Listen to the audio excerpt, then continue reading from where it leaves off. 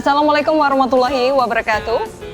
Asosiasi Radio Televisi Indonesia dengan bangga mempersembahkan Suara Nusantara dengan menyajikan kabar aktual dan menarik berimbang dengan sumber yang terpercaya.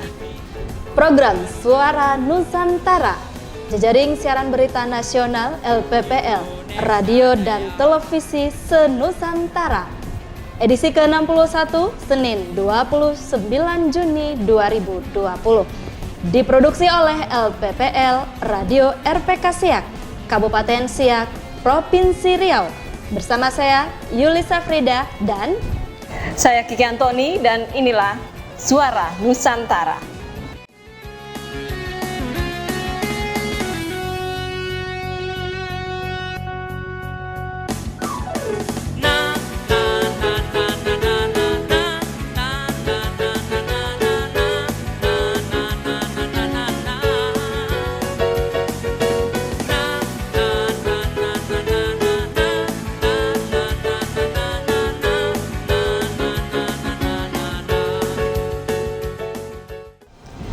Sahabat Nusantara, untuk Suara Nusantara hari ini kita awali berita dari Radio Tegar Beriman dari reporter Inggar Prilda.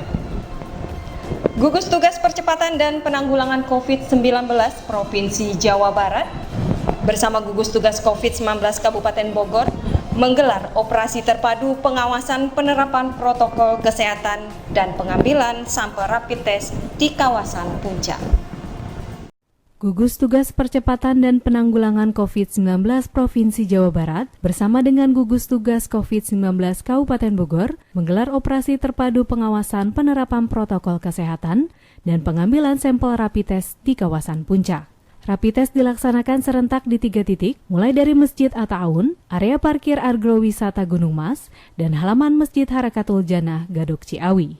Wakil Ketua Divisi Pelacakan Kontak, Pengujian dan Manajemen Laboratorium Gugus Tugas COVID-19 Jawa Barat, yang juga Sekretaris Dinas Kesehatan Provinsi Jawa Barat, Siska Gerviatin mengatakan, kegiatan ini merupakan arahan dari Gubernur karena beberapa waktu lalu kawasan Puncak dipadati wisatawan dan menjadi viral. Banyaknya warga dari luar Provinsi Jawa Barat, seperti DKI Jakarta, Banten, dan daerah lainnya yang berwisata di kawasan Puncak Kabupaten Bogor maupun Kabupaten Cianjur membuat pemerintah Provinsi Jawa Barat bersama dengan pemerintah Kabupaten Bogor dan pemerintah Kabupaten Cianjur mengambil langkah penyaringan demi mengurangi resiko penyebaran virus COVID-19 di wilayah Jawa Barat. Langkah penyaringan ini berupa pelaksanaan rapid test di 5 titik, di mana 4 titik di Kabupaten Bogor dan 1 titik lainnya di Kabupaten Cianjur. Jadi himbauan kami kepada seluruh masyarakat Jawa Barat, khususnya kepada masyarakat Bogor yang kami cintai dan kami banggakan. Yang pertama, tetap disiplin untuk memakai masker, menjaga jarak dan mencuci tangan. Hindari kerumunan gitu kalau tidak terlalu penting. Lalu misalnya tadi disiplin juga untuk menjaga daya tahan tubuh. Ia pun menambahkan kegiatan operasi penerapan protokol kesehatan difokuskan untuk warga yang memiliki kartu tanda penduduk KTP di luar Jawa Barat. Di tempat yang sama, Kepala Dinas Kesehatan Kabupaten Bogor, Mike Kaltaran, menyambut baik kegiatan yang digagas oleh pemerintah Provinsi Jawa Barat. Dan untuk kegiatan rapid test Gugus Tugas COVID-19 Jawa Barat, menyiapkan 2.000 alat rapid dan 500 swab test. Inggar Prilda, Radio Tegar Beriman, melaporkan untuk Suara Nusantara. dari Radio Citra Lestati 98 FM Sukabumi, Jawa Barat, bersama reporter Kamelia Norin. Bersama komunitas Trail, Bupati Sukabumi bangun rumah warga jompo dan tuna netra.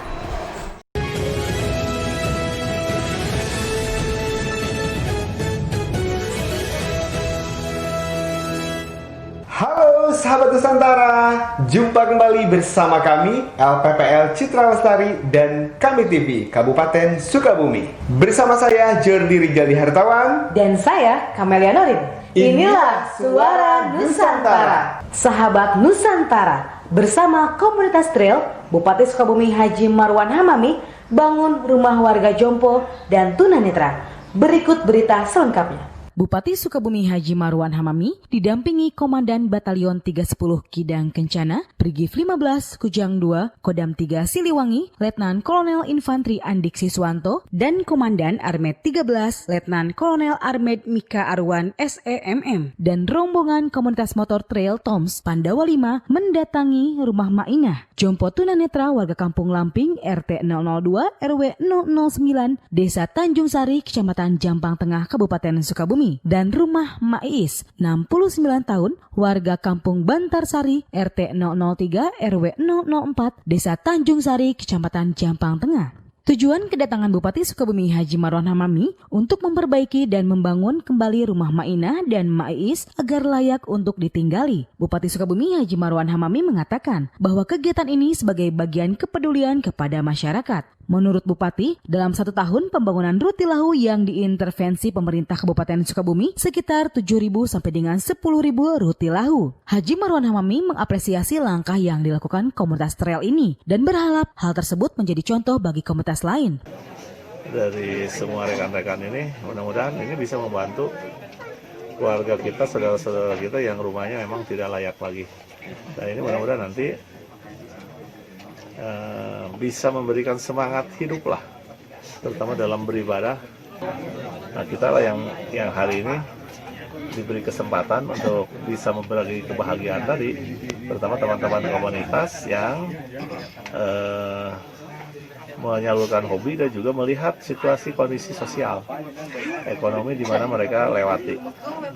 Ini barangkali salah satu hal yang perlu diapresiasi. Jadi teman-teman komunitas ini ketika Sabtu Minggu touring atau jalan-jalan tidak seharusnya tiap menyalurkan hobi hanya kepentingan dirinya sendiri maupun komunitasnya, tapi juga bisa berbagi dengan saudara-saudaranya.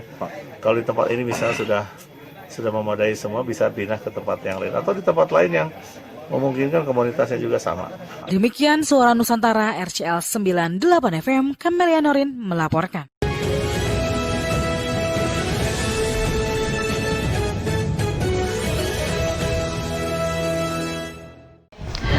Lomba Desa Tangkal COVID-19 Kabupaten Muara Enim akan dilaksanakan pada bulan Juli dan Agustus 2020.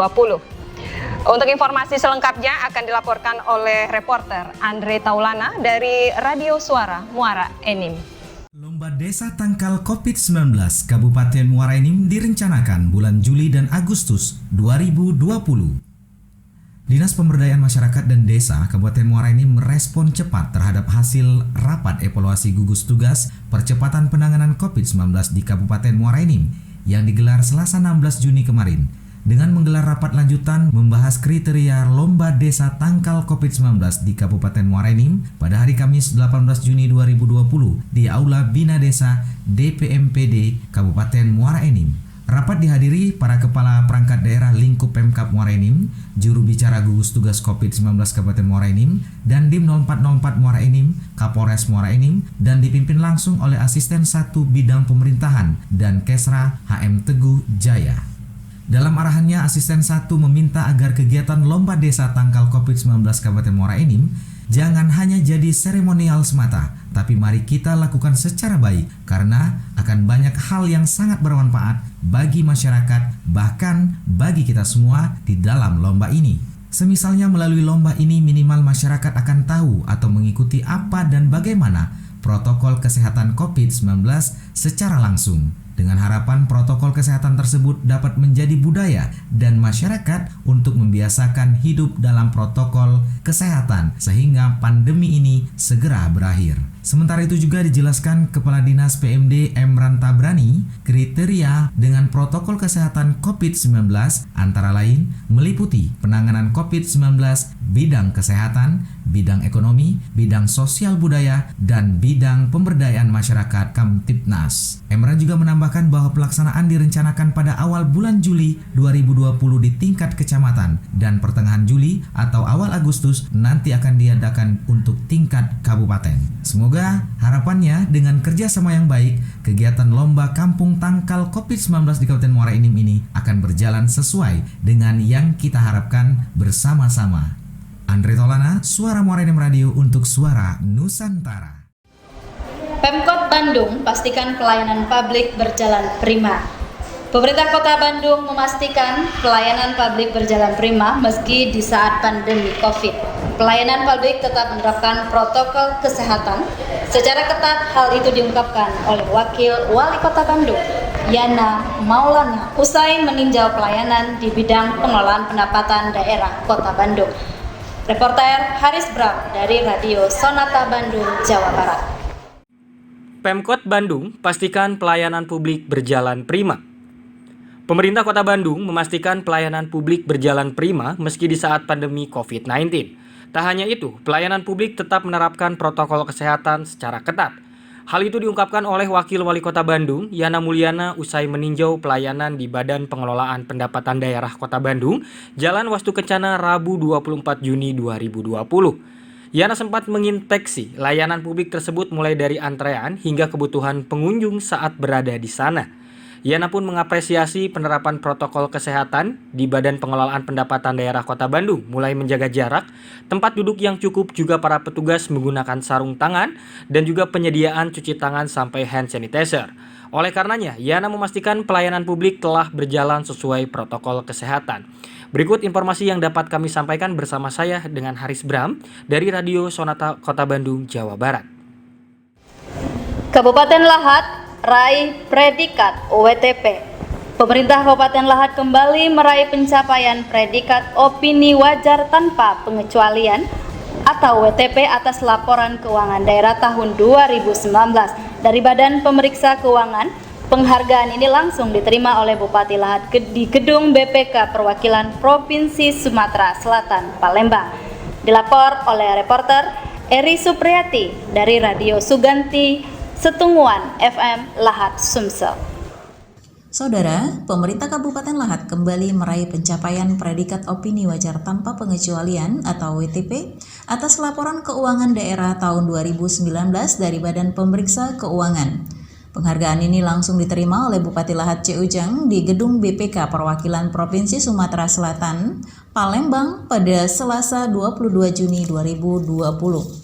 Bupati Lahat C. Ujang yang didampingi oleh Inspektur Kabupaten Lahat Yunisa Rahman menyampaikan bahwa pencapaian opini wajar tanpa pengecualian ini merupakan pencapaian ke-6 kalinya yang membuktikan bahwa kerjasama seluruh elemen pemerintah Kabupaten Lahat telah bekerja secara transparan dan akuntabel dalam pengelolaan keuangan daerah, serta menjadi motivasi bagi pemerintah Kabupaten Lahat untuk terus menjadi yang lebih baik di masa yang akan datang. Selanjutnya, Bupati Lahat juga berharap agar pembinaan yang selama ini telah dilakukan oleh BPK terhadap pemerintah Kabupaten Lahat dapat terus berlanjut sehingga tercipta sinergi antara kedua belah pihak, serta pengelolaan keuangan pemerintah Kabupaten Lahat tetap sejalan dan sesuai dengan peraturan perundang-undangan. Dari LPPL Radio Seganti Setungguan FM, Kabupaten Lahat, Eri melaporkan untuk Suara Nusantara.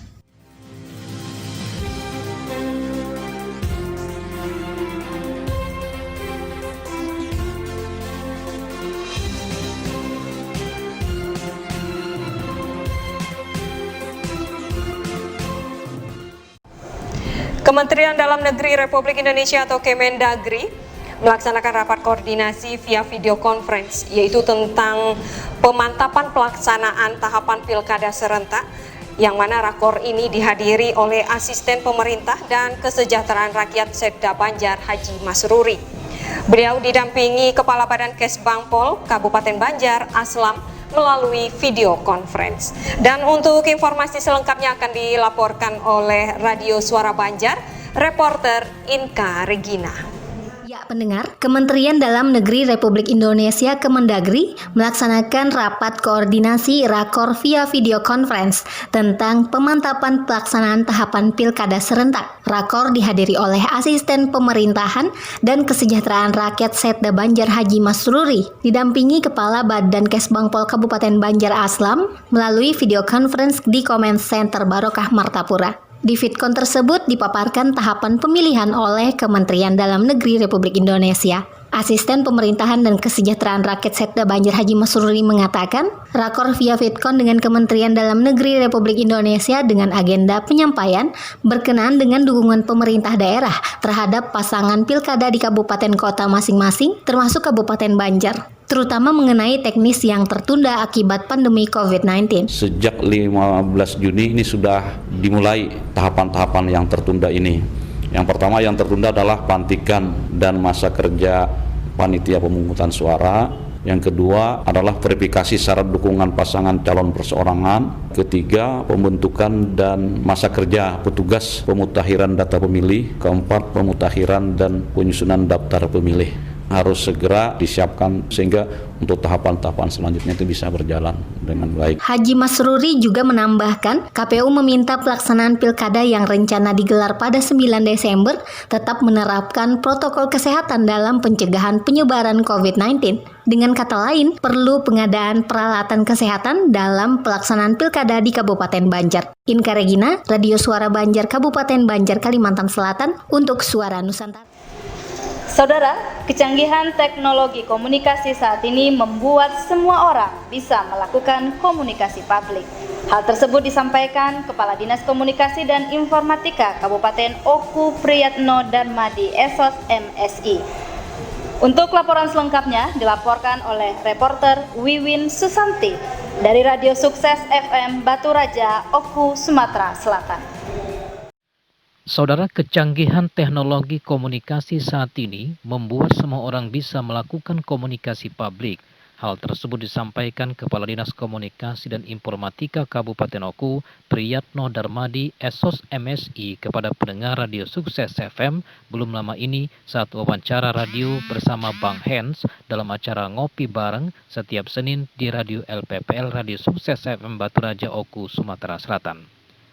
Dikatakan Priyatno Darmadi, jika kita mengatakan sesuatu di ruang publik yang dapat diakses banyak orang, maka itu salah satu bagian dari komunikasi publik, karena semua kita adalah VR. Dan Diskominfo dituntut mampu merubah paradigma bahwa informasi, publikasi, kemediaan, kehumasan itu bukan hanya tugas pemerintah saja, akan tetapi bagaimana itu membangun dan mengajak masyarakat, karena mereka adalah bagian dari PR itu sendiri. Dengan membangun paradigma, membangun cara pandang, membangun pola pikir dan mindset kita ke depan, mengajak masyarakat berperan aktif tidak mendominasi berita untuk membangun informasi yang positif, sehingga bisa membangun komunikasi, karena saat ini dunia terus berkembang. Harapan kita harus berubah mengikuti kecenderungan zaman, karena menurut Priyatno, di new normal ada 5 hal bagi diri kita yang harus kita perbaiki. Di antaranya, new spirit berupa semangat baru, memiliki budaya baru, new value, nilai yang dipertahankan, dan new habitat serta new balance. Adanya keseimbangan baru dan memiliki kebiasaan baru. Sebagai contoh mengikuti anjuran pemerintah dalam menangkal COVID-19. Demikian Irawan Kopa, Radio Sukses FM Batu Raja, Oku, Sumatera Selatan melaporkan untuk Suara Nusantara. Untuk meningkatkan kompetensi siswa dalam dunia usaha, SMK Negeri 2 Kota Sawah Lunto melakukan berbagai terobosan seperti menjalin kerjasama dengan dunia usaha dan industri, baik di tingkat lokal maupun tingkat nasional. Untuk informasi selengkapnya akan dilaporkan dari Radio Sawah Lunto FM, Kota Sawah Lunto, Sumatera Barat, reporter Ferdian Encu. Untuk meningkatkan kompetensi siswa dalam dunia usaha, SMK Negeri 2 Kota Sawah Lunto melakukan berbagai terobosan seperti menjalin kerjasama dengan dunia usaha dan industri baik di tingkat lokal maupun tingkat nasional bahkan internasional. Kepala SMK Negeri 2 Sawah Lunto, Dr. Anda Nusriwati MPD menjelaskan, kerjasama yang dimaksud dengan beberapa perusahaan mitra kerjasama diantaranya PT Pama, Auto 2000, dan United Tractor yang bergerak di bidang pertambangan dan beberapa perusahaan lainnya, serta program magang ke Jepang. Kerjasama sekolah dengan dunia usaha, dunia industri. Yang pertama kita sudah kerjasama dengan Auto 2000. Untuk Auto 2000 kita sedang mempersiapkan teaching factory. Nanti kegunaannya adalah servis kendaraan Toyota yang berada di wilayah Kota Sawah Lunto dan Kabupaten Sijunjung. Itu akan difokuskan di SMK Negeri 2 Sawah Lunto. Kemudian kita juga kerjasama untuk makanan kejutan bagi siswa-siswa kita. Selanjutnya kita juga sudah bekerjasama dengan PT School Pekanbaru untuk rekrutmen tenaga kerja yang dilaksanakan minimal 2 kali setahun, bahkan ada yang 3 kali setahun. Nusriwati juga menjelaskan sebagai salah satu dari 2 SMK yang ada di Sumatera Barat yang memiliki jurusan geologi pertambangan serta sedang proses mendapatkan sertifikat LSPPI. SMK Negeri 2 Sawalunto memiliki fasilitas yang cukup lengkap, diantaranya bengkel kerja siswa, perpustakaan, internet, labor gambar, labor komputer, labor kimia, labor fisika, dan ruang kesenian, serta beberapa fasilitas lainnya. Perdencu LPP Lokal Radio Sawalunto FM Kota Sawalunto, Sumatera Barat. Ketua Tim Penggerak PKK dan Dharma Wanita Persatuan Provinsi Lampung Selatan ikuti Halal Bihalal Idul Fitri 1441 Hijriah dengan tim penggerak PKK dan Dharma Wanita Persatuan Kabupaten Kota seprovinsi Lampung tahun 2020. Laporan selengkapnya bersama reporter Lydia Monica Haturiwu dari Radio DBFM Lampung Selatan. Tim penggerak PKK dan Dharma Wanita Persatuan DWP Kabupaten Lampung Selatan mengikuti kegiatan Halal Bihalal Idul Fitri 1441 Hijriah dengan PKK Provinsi secara virtual melalui video conference. Ketua TPKK Provinsi Lampung Riana Sari Arinal dalam sambutannya mengajak seluruh tim TPKK se-Kabupaten Kota di Provinsi Lampung untuk menjadi penggerak mengedukasi masyarakat untuk memutus rantai penularan dan penyebaran COVID-19. Tetap di rumah saja bila harus keluar rumah, menggunakan masker, menjaga jarak, hindari kerumunan, dan tetap menjaga kebersihan dengan mencuci tangan, membersihkan perlengkapan, serta mandi setelah berpergian.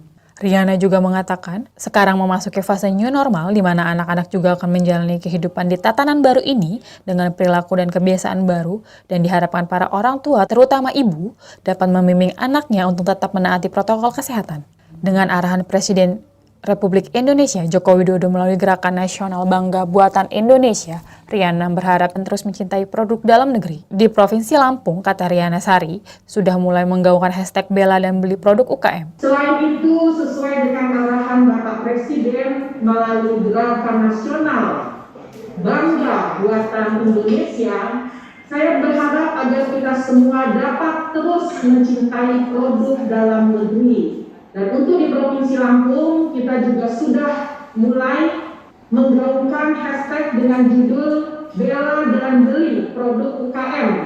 Hal tersebut juga diharapkan dapat menjadi semangat untuk para pelaku UKM untuk kembali bangkit pada fase new normal. Sementara Ketua TPKK Kabupaten Lampung Selatan Winarni Nanang Ermanto menyampaikan maaf lahir batin kepada seluruh TPKK Kabupaten Kota yang mengikuti acara tersebut. Sekedar mengingatkan, TPKK akan memperingati Hari Keluarga Nasional Harganas tanggal 29 Juni. Bersama BKKBN akan melaksanakan pelayanan KB serentak yang akan dicatat Museum Rekor Indonesia atau MURI dengan target 39.177 akseptor KB, maka untuk seluruh TPKK serta DWP untuk dapat menginformasikan ke masyarakat, khususnya pasangan usia subur. Tidak lupa juga harus melakukan koordinasi dengan penyuluh KB, petugas kesehatan serta bidan setempat. Berikan pengertian dengan masyarakat untuk menunda kehamilan selama masa pandemi COVID-19. Di BFM Radio, Lydia Monica Haturiwu melaporkan untuk Suara Nusantara.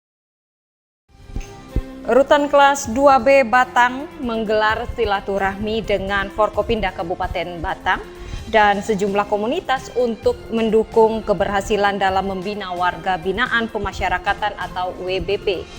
Ya, agar menjadi insan bermanfaat saat kembali ke lingkungan masyarakat. Untuk informasi selengkapnya akan dilaporkan oleh Radio Abirawa FM Batang, Jawa Tengah dari suara reporter Heri Kisyanto. Rutan kelas 2B Batang menggelar silaturahmi dengan Forkopimda Kabupaten Batang dan sejumlah komunitas untuk mendukung keberhasilan dalam membina warga binaan pemasyarakatan WBP agar menjadi insan yang bermanfaat saat kembali ke lingkungan masyarakat. Kabid Pembinaan Bimbingan Teknologi Informasi Kanwil Kemenkumham Jawa Tengah, Budi Yuliarno mengemukakan melalui beragam pelatihan yang digagas Rutan Batang ini mampu memberikan pelayanan dan pembinaan kepada WBP bekerjasama dengan instansi terkait. perihal sinergitas antar instansi, khususan dalam hal ini secara global masyarakat, untuk dapat membantu mendukung proses pembinaan yang ada di rutan kelas 2B Batang. Ini menampakkan bahwasanya peran masyarakat, baik pemerintah daerah, lembaga swadaya masyarakat ataupun yang lainnya, tidak bisa kemudian hanya menilai sebelah mata. Kenapa saya sampaikan gini? Kadang-kadang masyarakat menilai rutan ataupun lapas dengan hal-hal yang negatif. Dengan kesempatan dan waktu yang ada, kita melaksanakan sinergitas dukungan agar kiranya yang utama dan pertama dari instansi terkait, lembaga swadaya masyarakat, itu bisa memahami dan utamanya bisa mendukung. Kepala Rutan Kelas 2B Batang, Rindra Wardana, mengutarakan untuk membentuk insan yang bermanfaat bagi lingkungan, tentu Rutan Batang membutuhkan peran serta dari instansi terkait di Kabupaten Batang. Instansi-instansi yang ada di Kabupaten Batang ini untuk membantu kami, karena tentunya kami nggak bisa sendiri.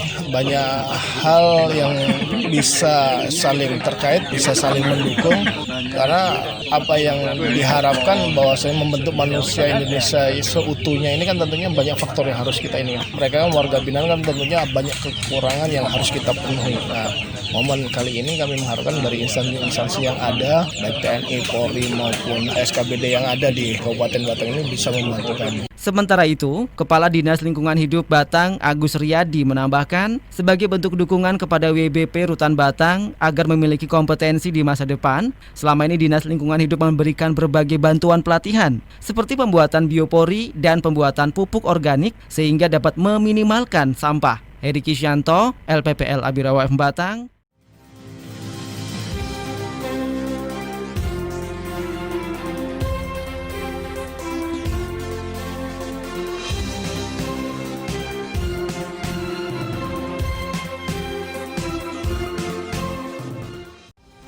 Kapolres dan Bupati Majalengka launching Desa Tangguh Raharja cegah COVID-19. Untuk informasi selengkapnya akan dilaporkan oleh reporter Onat Bahtiar Gunawan dari Radio Radika FM.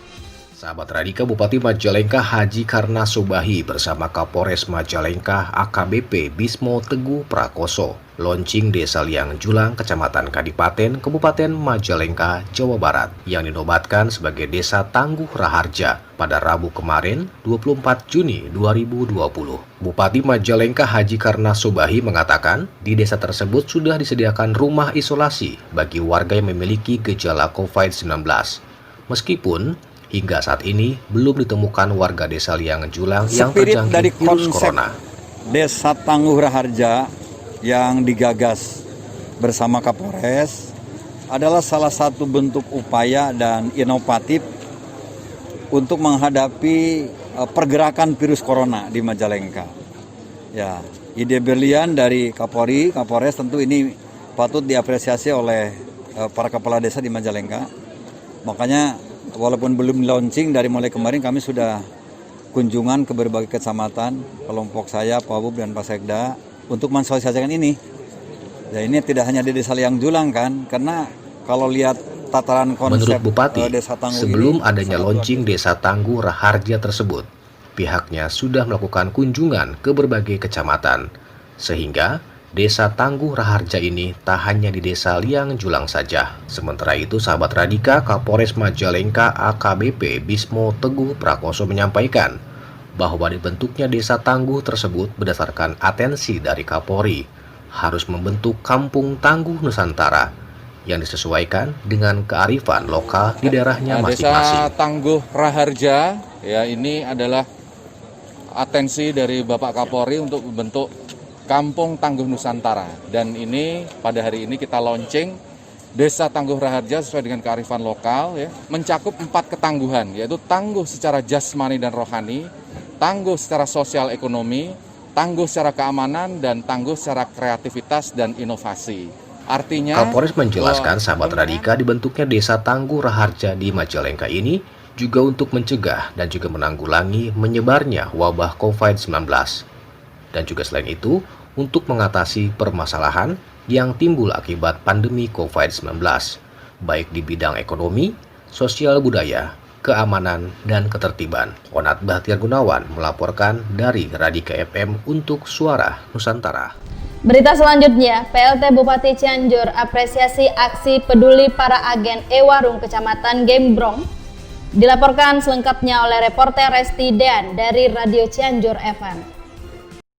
PLT Bupati Cianjur Haji Herman Suherman apresiasi aksi peduli para agen e-warung Kecamatan Gembrong telah berbagi rezeki untuk anak-anak yatim piatu. Lanjut, PLT Bupati Cianjur sebagai agen e-warung diharapkan memahami apa yang menjadi hak dan kewajiban dalam memenuhi kebutuhan keluarga penerima manfaat atau KPM. E-warung melayani dengan baik dan menyediakan sembako yang berkualitas. E-warung mengalokasikan anggaran dari keuntungan yang diperoleh untuk kegiatan sosial, paling tidak dengan memberikan sedikit bantuan warga merasa terbantu karena telah meringankan beban hidup, apalagi dalam masa pandemi virus corona. Didampingi Camat Pujo dan Kadinsos Amut Tawali, PLT Bupati memberikan kesempatan kepada 17 agen e-warung untuk tanya jawab sebagai langkah peningkatan pemberdayaan sumber daya manusia. Bukan hanya itu, para agen e-warung Kecamatan Gembrong mendapat SK Bupati, penyerahan SK oleh PLT Bupati didampingi Kadinsos, Kadiskominfo, serta Camat. PLT Bupati Cianjur Haji Herman Suherman mengajak agar para agen e-warung selalu berkoordinasi dengan operator 6NG guna memahami jumlah KPM yang tervalidasi guna meningkatkan target sasaran program bantuan sosial untuk KPM. Demikian yang dikatakan PLT Bupati Cianjur Haji Herman Suherman saat monitoring dan evaluasi agen e-warung se-Kecamatan Gembrong. PLT Bupati mengatakan ke depan dalam meningkatkan sumber daya manusia, pihaknya akan mengadakan pelatihan bagi para operator 6NG dalam mendukung proses pemutakhiran data KPM. Bertempat di Aula Kecamatan,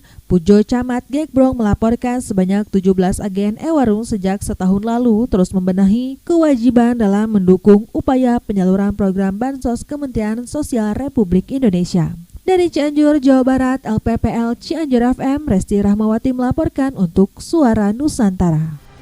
Bahas persiapan Pilkada serentak, Bupati Oku Timur ikut Fitcon bersama Mendagri. Laporan selengkapnya bersama reporter Yulia Fanani dari Radio BKM FM Martapura, Kabupaten Oku Timur, Provinsi Sumatera Selatan. Dalam rangka persiapan pelaksanaan pemilihan kepala daerah Pilkada serentak 9 Desember 2020 mendatang, Bupati Oku Timur HM Khalid Mawardi mengikuti video conference Fitcon bersama Kementerian Dalam Negeri. Fitcon melalui aplikasi Zoom Meeting tersebut dipimpin langsung oleh Menteri Dalam Negeri Tito Karnavian. Video conference diikuti oleh 270 pemerintah daerah yang akan menyelenggarakan Pilkada. Fitcon bersama Kemendagri itu membicarakan langkah-langkah kesiapan pemerintah pusat dan pemerintah daerah menuju suksesnya Pilkada di semua daerah sesuai waktu yang dijadwalkan, termasuk kesiapan untuk Pilkada di Kabupaten Oku Timur. Tito Karnavian dalam Fitcon mengatakan untuk seluruh kepala daerah yang ikut Fitcon agar menyimak dan memahami hal-hal yang penting agar dijadikan masukan untuk diaplikasikan pada daerahnya masing-masing. Lebih lanjut, Tito menjelaskan terdapat daerah yang jumlahnya mencapai 270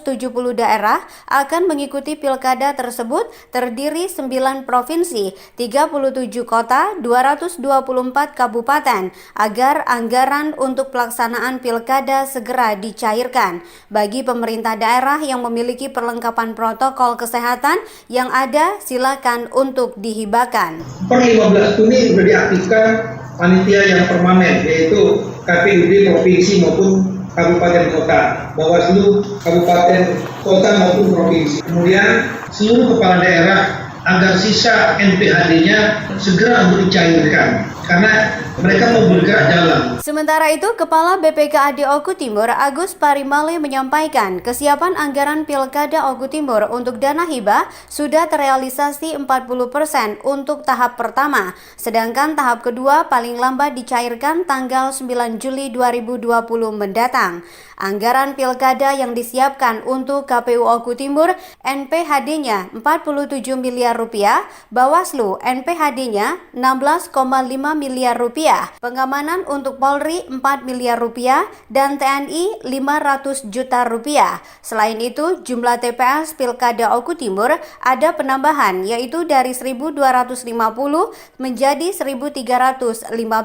Pelaksanaan pilkada pada saat masa pandemik, lanjut kata dia, maka perlu alat pelindung diri APD untuk anggota KPUD Oku Timur dan pihaknya telah mengusulkan anggaran ke APBN sebesar 6,4 miliar rupiah. Sementara Bawaslu 2,3 miliar rupiah. Jika nantinya tidak dikabulkan APBN, maka akan dianggarkan melalui APBD dalam bentuk hibah. Dari Oku Timur, Radio BKM FM, Yulia Fanani melaporkan untuk Suara Nusantara. Ya, untuk Suara Nusantara berikutnya, pembangunan jalan tol Kapal Betung sudah dimulai sejak tahun 2016 silam. Namun pembangunan tersebut terhenti pada tahun 2019 sampai tahun 2020. Hal ini dikarenakan pemerintah pusat dengan fokus terhadap penyelesaian tol Kayu Agung Palembang. Ya, meski sempat terhenti, akhirnya pembangunan jalan tol Palembang Betung direncanakan akan diluncurkan pada triwulan keempat tahun 2020 ini. Informasi selengkapnya akan disampaikan oleh reporter Okta Maharani dari Radio Suara Banyuasin.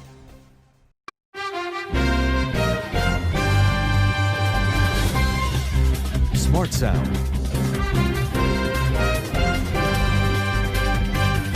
SB Radio. The best music. SB Radio.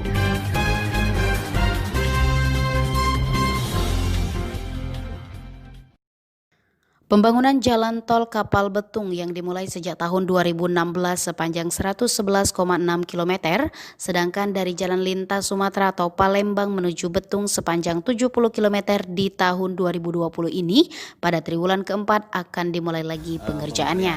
Jadi pemberian ini kurang lebih ada 3.000 hektar ya. Jadi selama ini merupakan daerah sungai yang mengalami pendangkalan hingga menjadi daerah rawa. Hingga saat ini kami sudah melakukan pembuatan program yaitu optimalisasi lahan rawa pemberlian. Jadi kami sudah ajukan ke Kementerian PU melalui Bappenas. Kemudian lagi daerah kawasan ini nantinya akan dijadikan daerah cetak sawah baru dan juga daerah pariwisata. Tapi itu semua tentunya perlu berbagai multi pihak untuk melakukan pembangunannya. Salah satu yang dibutuhkan adalah akses. Ya. Dan ternyata jalan ini jalan tol kita yang dari Palembang Betung ini melalui daerah Bomberdian ini. Jadi kita akan cari pendekatannya, apakah nanti dibuat jalan keluar di daerah sini ataukah daerah terdekat lainnya sesuai dengan spesifikasi jalan tolnya seperti apa. Karena syaratnya tadi sampaikan oleh Pak Dirman harus paling tidak mampu dilewati oleh angkutan kelas 2 Pak ya. Iya, golongan 2. Jadi oleh karena itu dari sepanjang 70 km Palembang Betung itu ada 4 exit tol atau pintu masuk pintu keluar tol di wilayah Kabupaten Banjarmasin, salah satunya yang pertama di Betung Pak ya. Kemudian lagi di daerah Pangkalan Balai, kota Pangkalan Balai, apakah nanti di Lubuk Lancang, apakah di sini nanti akan disepakati bersama. Kemudian lagi daerah Sukamoro ya, Sukamoro yang akan melewati jalan tol sehingga ada akses masyarakat daerah Sukamoro dan Sekajadi bisa melalui masuk ke jalan tol tersebut untuk ke Betung maupun langsung ke Lampung. Yang terakhir di Pulau Harapan.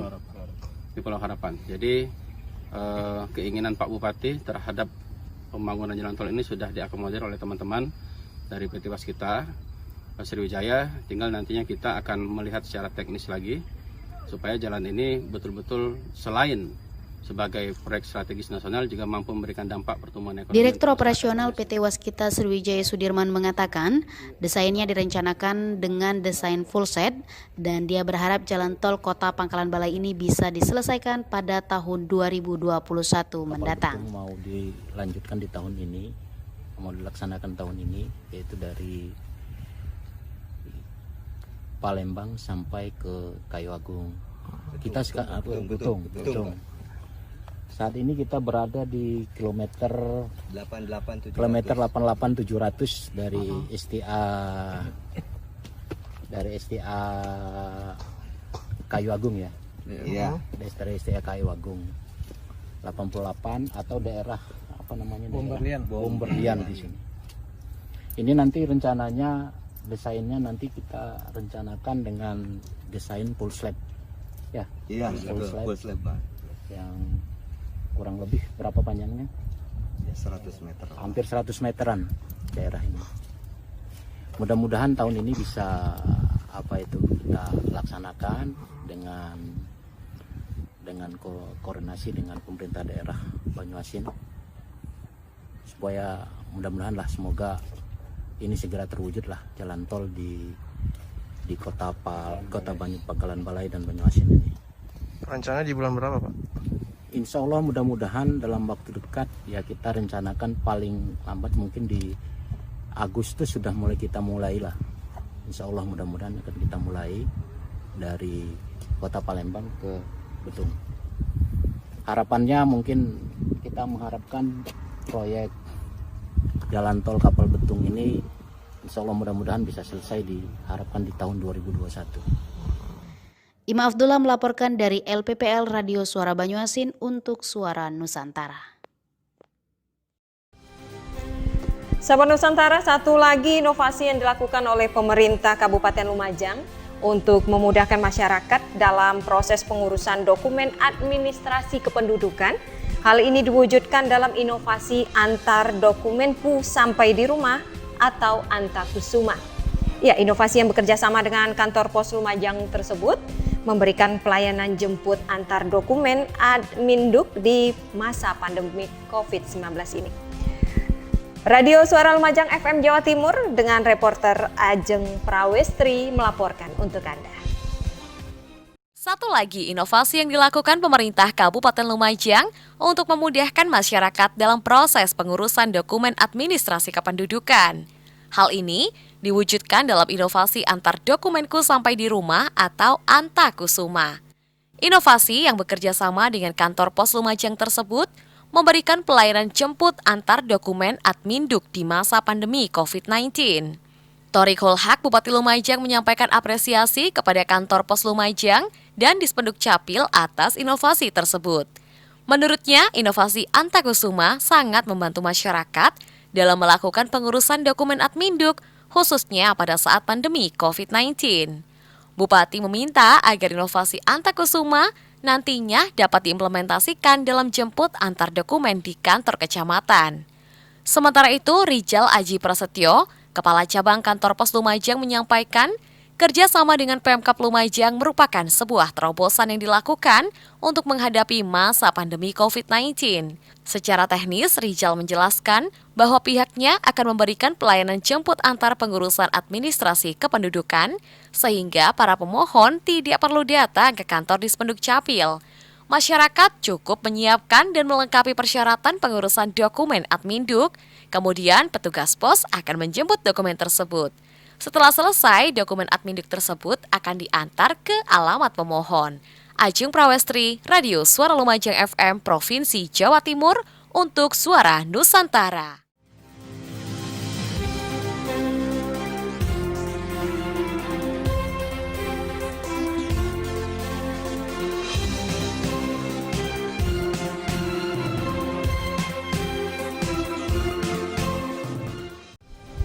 Ruang Poli Jiwa Rumah Sakit Umum Negara diresmikan oleh Wakil Bupati Jembrana. Laporan selengkapnya bersama reporter email dari Radio Ananta Praja Suara Jembrana, Bali. Setelah rampung pembangunan 6 gedung baru, kini fasilitas dan pelayanan di Rumah Sakit Umum Negara kian lengkap dengan hadirnya Poli Jiwa. Layanan baru untuk masyarakat di RSU Negara itu diresmikan oleh Wakil Bupati Jembrana Imadi Kembang Hartawan pada Sabtu pagi 20 Juni 2020.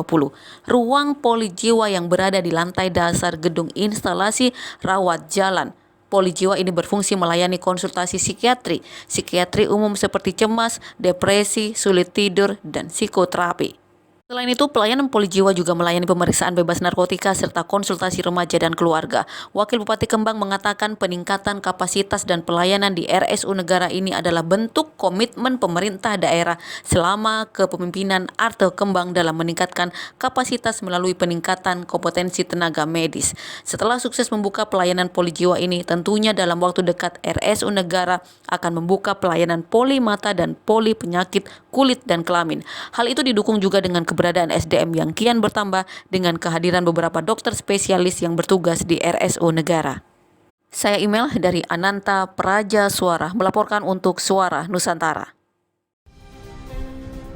Kado ulang tahun ke-19 Kota Pagar Alam raih predikat opini WTP wajar tanpa pengecualian dari BPK Republik Indonesia.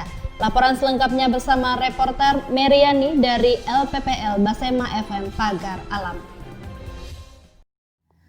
Kado istimewa untuk pemerintah Kota Pagar Alam.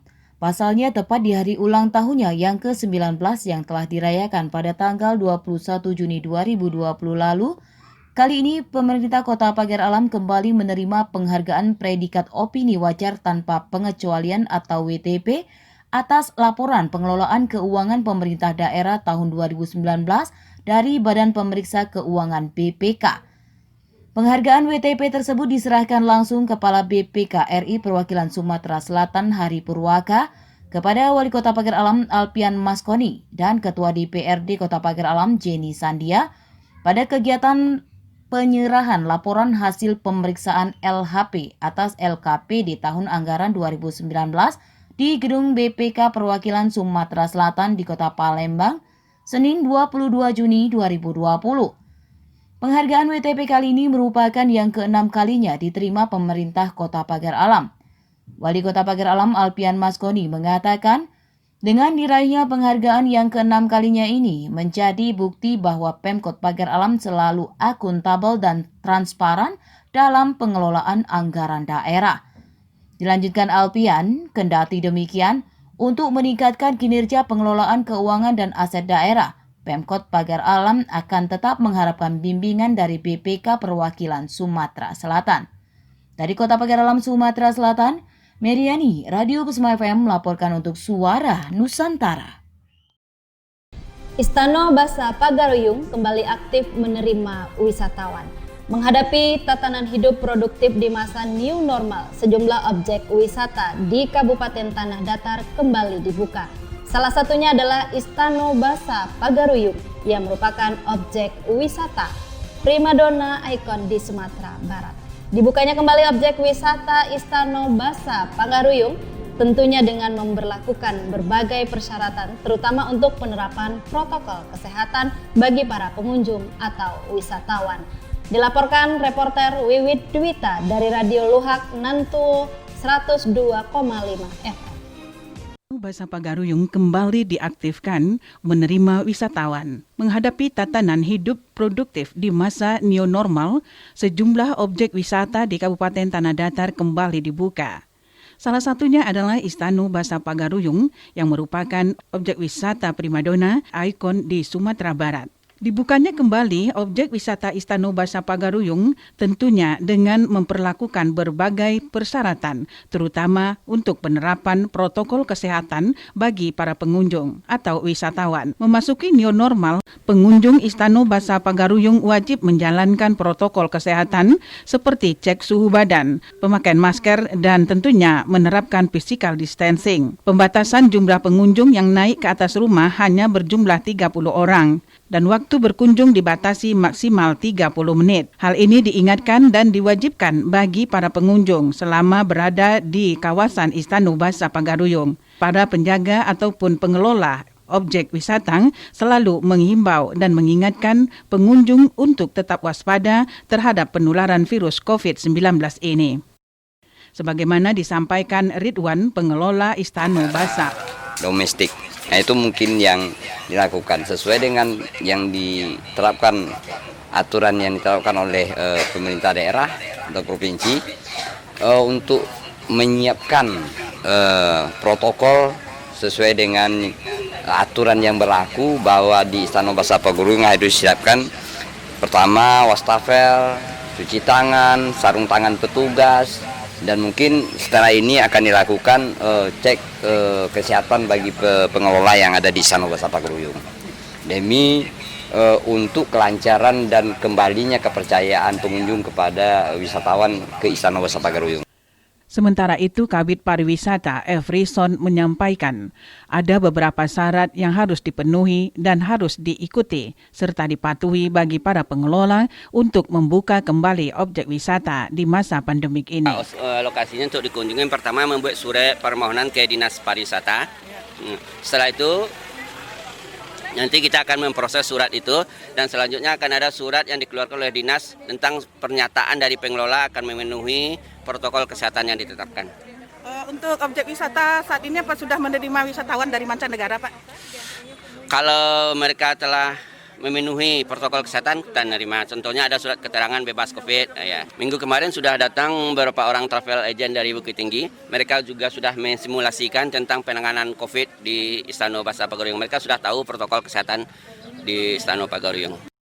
Demikian Wiwit Dwita menyampaikan dari LPPL Radio Luak Nantuo 102,5 FM Dinas Kominfo Kabupaten Tanah Datar Sumatera Barat untuk Suara Nusantara.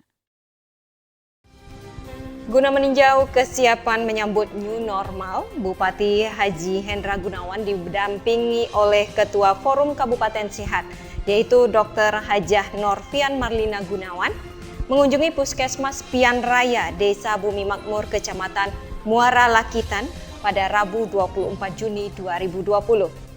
Kepala UPTD Puskesmas Jalan Raya, Dr. Sarifah Nadia Asegaf, dalam kesempatan ini mengucapkan banyak terima kasih kepada Bupati dan Ketua Forum Kabupaten Sehat yang telah hadir di Puskesmas Pian Raya dalam meninjau kesiapan normal. Reporter Noviansyah dari RDS FM Musirawas, Sumatera Selatan melaporkan untuk Sahabat Nusantara. Menyambut new normal, Bupati tinjau kesiapan Puskesmas Pian Raya. Guna meninjau kesiapan menyambut new normal, Bupati Haji Hendra Gunawan didampingi Ketua Forum Kabupaten Sehat, Dr. Hajah Noviar Marlina Gunawan, mengunjungi Puskesmas Pian Raya Desa Bumi Makmur, Kecamatan Muara Lakitan, Rabu 24 Juni 2020, seperti yang dilaporkan Diskominfo Musirawas. Kepala UPT Puskesmas Pian Raya, Dr. Sarifah Nadia Asegaf, dalam kesempatan ini mengucapkan banyak terima kasih kepada Bupati dan Ketua Forum Kabupaten Sehat yang telah hadir di Puskesmas Pian Raya dalam meninjau kesiapan new normal. Dalam arahannya, Bupati Haji Hendra Gunawan berharap kepada para petugas kesehatan yang ada di Puskesmas untuk tetap melakukan dan memberikan pelayanan terbaik kepada masyarakat. Hal penting yang harus disiapkan ketika memasuki situasi new normal yakni kesiapan fasilitas kesehatan. Bupati yang didampingi Ketua Forum Kabupaten Sehat Musirawas melihat dan menerima laporan langsung apa saja kesiapan yang sudah dilakukan maupun hambatan yang dimiliki di setiap puskesmas dalam menangani pandemi COVID-19 untuk mempersiapkan Musirawas dalam menghadapi era new normal. Selain itu, dalam upaya mengantisipasi penularan virus COVID-19 tersebut, seluruh jajaran bekerja sama dalam mengendalikan perilaku masyarakat agar tetap disiplin dalam menerapkan protokol kesehatan COVID-19 dengan cara memberikan edukasi dan sosialisasi serta memberikan contoh kepada masyarakat.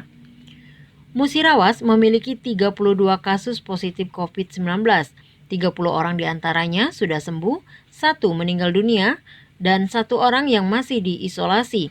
Pihaknya tidak ingin terjadi fase kedua penyebaran COVID-19 di Musirawas. Maka dari itu perlu kesadaran semua untuk bisa membuat bebas dari paparan COVID-19. Linda Ali, Radio Darussalam Sempurna melaporkan. Untuk kelima kalinya secara berturut-turut, pemerintah Kabupaten Pringsewu memperoleh opini wajar tanpa pengecualian WTP dari BPK RI. WTP ini diberikan atas laporan hasil pemeriksaan LKPD Kabupaten Pringsewu tahun anggaran 2019. Ketua BPK RI Perwakilan Provinsi Lampung menyerahkan WTP tersebut kepada Bupati Pringsewu Sujadi dan Ketua DPRD Pringsewu Suherman secara virtual. Laporan selengkapnya bersama reporter Anton Haspara dari Radio Rapemda Pringsewu FM Lampung. Untuk kelima kalinya secara berturut-turut, pemerintah Kabupaten Pringsewu memperoleh opini wajar tanpa pengecualian WTP dari BPK RI. WTP ini diberikan atas laporan hasil pemeriksaan LKPD Kabupaten Pringsewu tahun anggaran 2019. Ketua BPK RI Perwakilan Provinsi Lampung, Hari Wiwoho, menyerahkan LHP dengan opini WTP tersebut kepada Bupati Pringsewu Sujadi dan Ketua DPRD Pringsewu Suherman secara virtual 5 Juni 2020 lalu, didahului penandatanganan berita acara serah terima. Dalam sambutannya, Ketua BPK RI Perwakilan Provinsi Lampung, Hari Wiwoho, berharap opini WTP tersebut dapat dipertahankan dan ke depan agar dapat lebih ditingkatkan sehingga hasilnya menjadi lebih baik lagi. Terkait rekomendasi yang disampaikan atas temuan sejumlah permasalahan, meskipun tidak mempengaruhi kewajaran atas penyajian laporan tersebut, Hari meminta pemerintah daerah dapat segera menindaklanjuti selambat-lambatnya 60 hari sejak diterimanya LHP tersebut. Secara terpisah, seusai penyerahan LHP dari BPK RI secara virtual melalui video conference dari Aula Utama Kantor Pemda Kabupaten Pringsewu, Bupati Pringsewu Sujadi didampingi Ketua DPRD Pringsewu Suherman dan Sekda Kabupaten Pringsewu Budiman beserta jajaran pemerintah Kabupaten Pringsewu mengucapkan terima kasih kepada semua pihak sehingga Pringsewu menerima opini WTP 5 kali berturut-turut tanpa jeda dari BPK RI. Prestasi ini, menurut Sujadi, merupakan hasil kerja keras baik jajaran eksekutif maupun legislatif. Sujadi juga menekankan kepada seluruh jajaran Pemda Kabupaten Pringsewu untuk selalu menggunakan tagline 100-0-100, yakni 100% benar dalam perencanaan sebuah program atau kegiatan, 0% tingkat kesalahan, serta 100% benar dalam pelaporan dan pertanggungjawaban. Hari ini menerima penilaian WTP dari BPK RI Perwakilan Lampung atas LHP 2019. Kita terima kasih hasil kerjasama kita semuanya, termasuk juga dengan legislatif.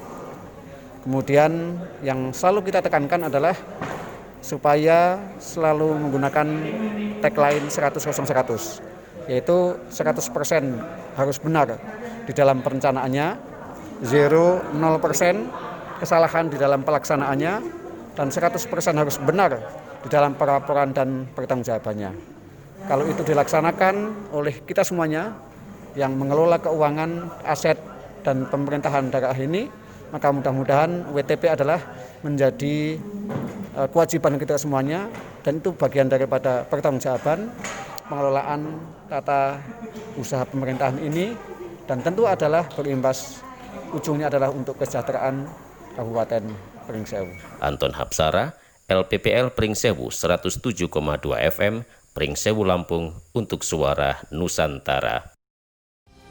Dalam rangka HUT Bayangkara ke-74, Polda Riau menggelar bakti sosial di Kabupaten Siak. Kapolda Riau Irjen Pol Agung Setia Imam Effendi SIKMSI menyerahkan sebanyak 1.300 paket bansos serta peninjauan posko COVID dan jaga kampung di Kecamatan Koto Gasip.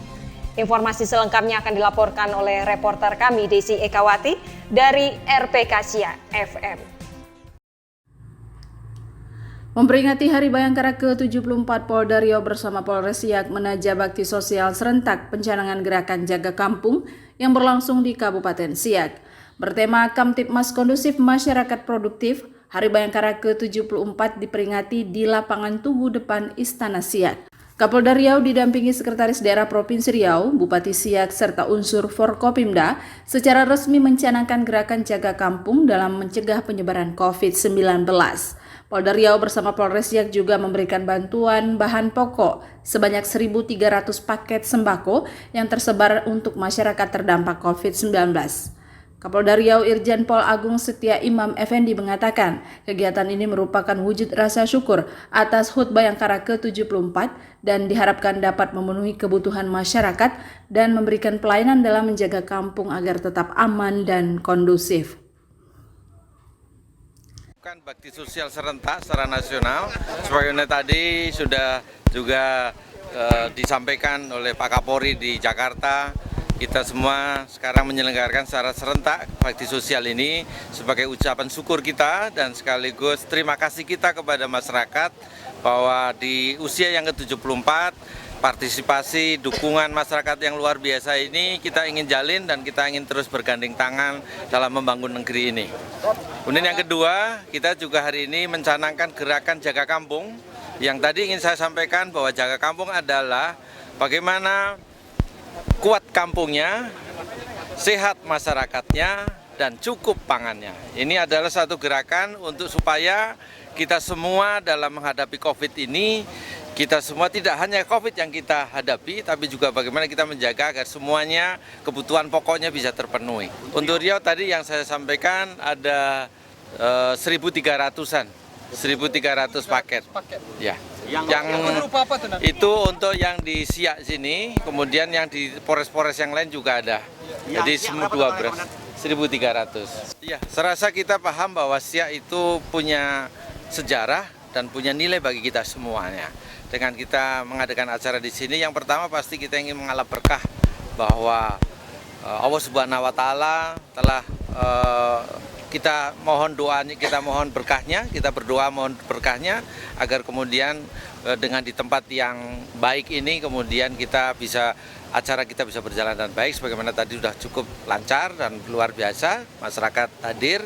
Namun juga kita ingin utamanya adalah polisi ke depan akan ingin lebih baik lagi melayani masyarakat dan kita ingin dalam rangka COVID-19 ini menjaga kampung agar lebih kuat lagi, lebih bisa diberdayakan, diperkuat lagi kampung tidak hanya dalam konteks menjaga terkait dengan COVID-19 tapi juga bagaimana ekonominya, bagaimana ketahanan panganannya.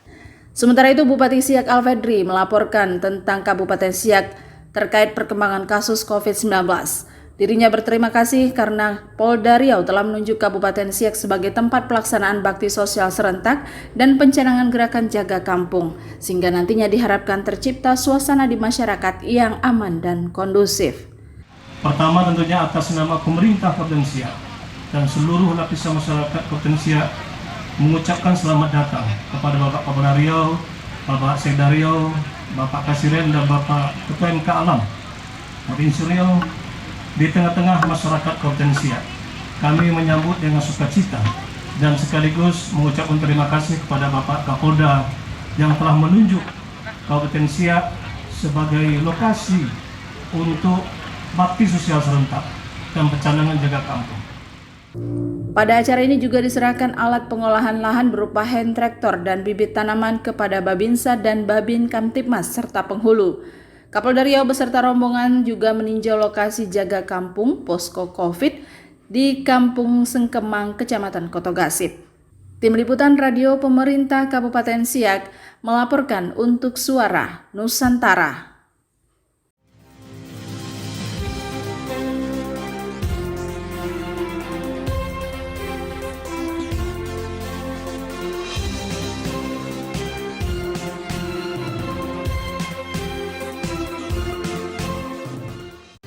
Sahabat Nusantara, demikianlah berita Suara Nusantara untuk edisi 61.